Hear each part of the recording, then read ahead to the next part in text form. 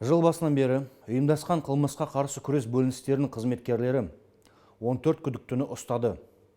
Олар өздерін полиция қызметкерлері ретінде көрсетіп, азаматтардан ақша боп салап, алаяқтықпен және қылмыстық қамқорлық көрсетумен айналысқан.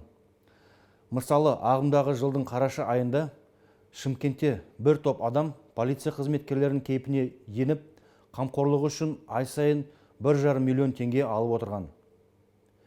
Дәл сол сияқты Ақтөбеде 2 жас жігіт қаланың 2 тұрғынына зорлық-зомбылық көрсетіп, 300 мың теңге алған.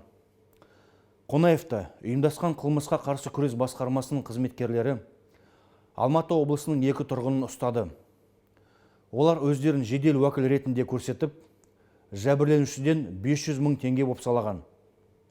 Жалған қызметтік куәліктер, құжаттар және нысанды киім тәркіленді. Күдіктілер қамауға алынды. Айта кету керек, заманауи технологиялар алаяқтарға ықтимал құрбандар туралы әртүрлі ақпаратты оңай алуға мүмкіндік береді. Бұл олардың қылмыстық схемаларын сенімді етеді. Қылмыскерлер адамдарды манипуляциялау үшін психологиялық әдістерді қолданады.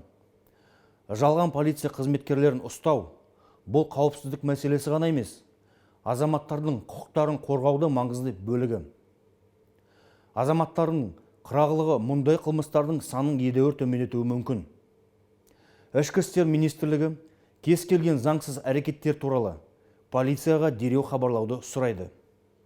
Бұл бағыттағы профилактикалық жұмыстар жалғасуда.